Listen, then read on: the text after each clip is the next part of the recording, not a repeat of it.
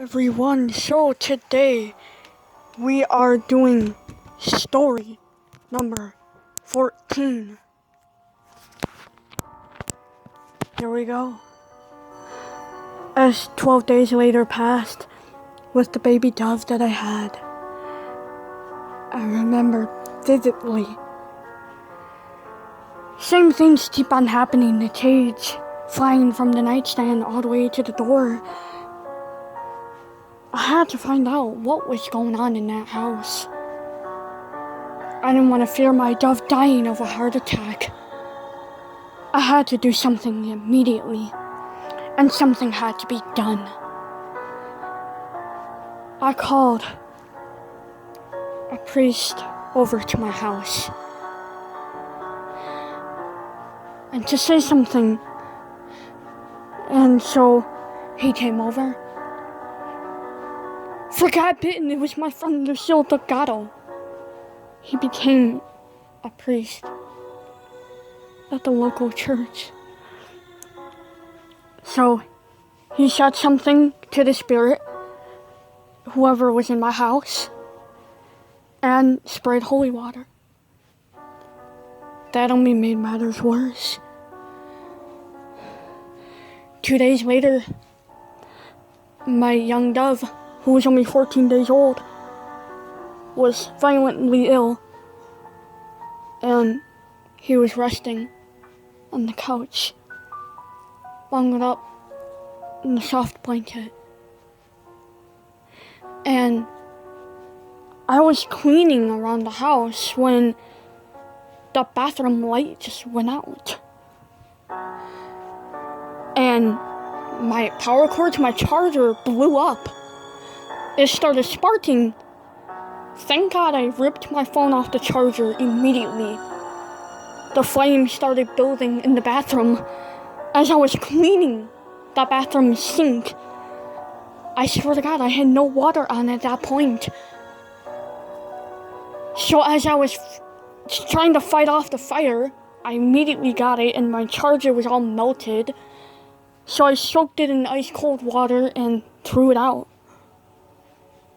Then, an hour later, as I was making pizza, and I had the kitchen light on, and trust me, it was 9 o'clock at night when I was done cleaning, and the lights, every circuit of the lights went out. I had no idea what was making these lights burn out. I thought, you know what, this house is old. So I had to immediately do something. My poorly sick dove was sleeping at this point. So I immediately rushed over to him, to Nigel, we'll call him. Nigel was sound asleep. Who the hell is turning off all these lights? So I had to figure it out. To my suspicion, I go up to the attic, and I shit you not, I look up there, and I see a box, an old wooden box. I opened it. It's one of those music boxes for little kids. So I twisted it, and it started playing some creepy as hell music. I just started panicking, and I literally threw the music box down the stairs. Oh my God, guys. I'm like getting scared myself as telling you guys the story, but try to ignore the fear that I'm shouting out. Okay. Anyways. So, I went downstairs and picked up the music box and threw it in the dumpster.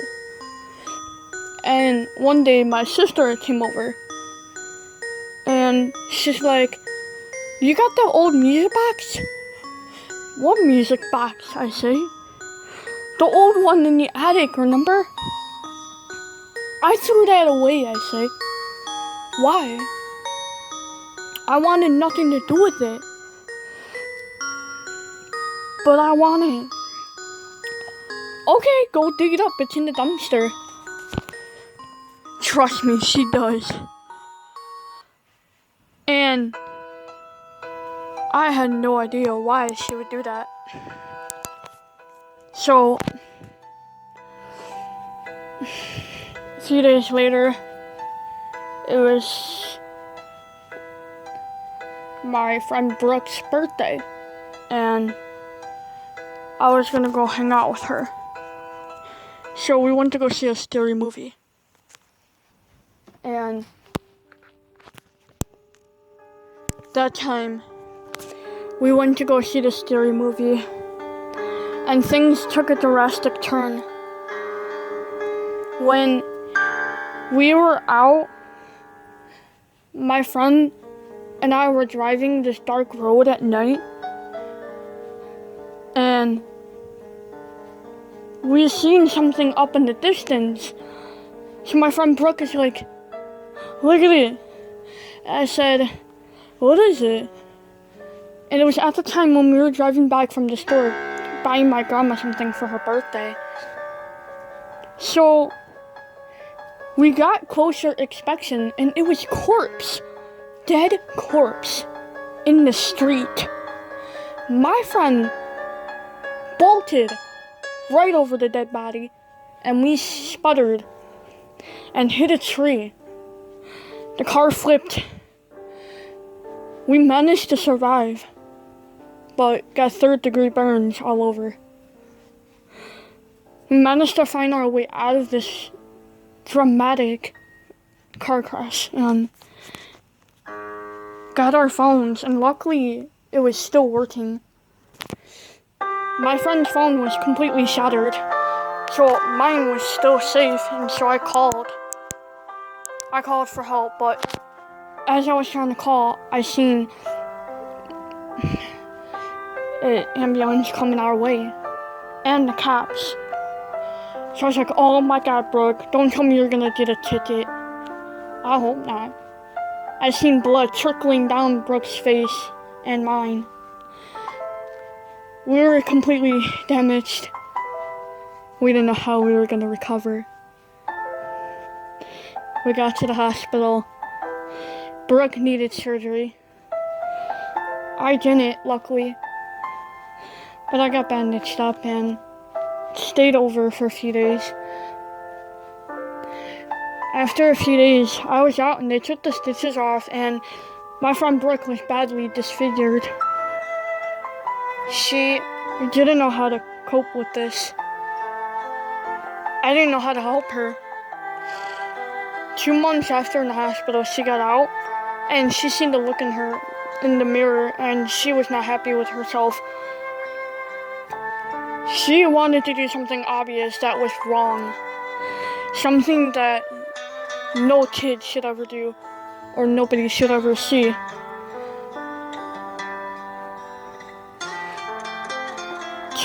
And the 2 months was December, and I was sick, laying in bed with my dove. I was petting Nigel when I got a call from Brooke's mom asking if I've seen Brooke. My heart starts pounding, and I'm like, no, I haven't seen her. The last time was Thanksgiving. She said, yeah, my daughter hasn't returned. So I start to panic. I'm like, let me try to call Brooke's phone. She says, okay, please call me back. I know you sound terrible. I do. I said, I have a cold and everything, but I'll try to call her. If you don't want to call her, just get some rest. I'll call.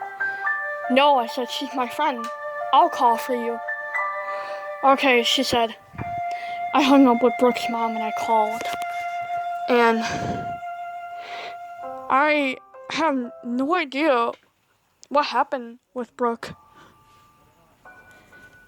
So I called. So then I ended up making a call to my friend Brooke and asked where she was. Suspectingly, no answer from Brooke. I jumped out of bed, even though I had a cold and everything. I threw on some clothes, got on my boots, ran towards the door, and got out. So I had no idea how I was gonna get to her house. Then I ended up driving by a hospital. Wow, that was good, man. Then I found Brooke's body right next to the doors. I screamed and called Brooke's mom. I found her. She's dead by the hospital. Brooke's mom starts bawling. She had no idea what happened to her daughter. Did she commit suicide? I try to say as best as I can in my worst sore throat voice, and I say she had committed suicide.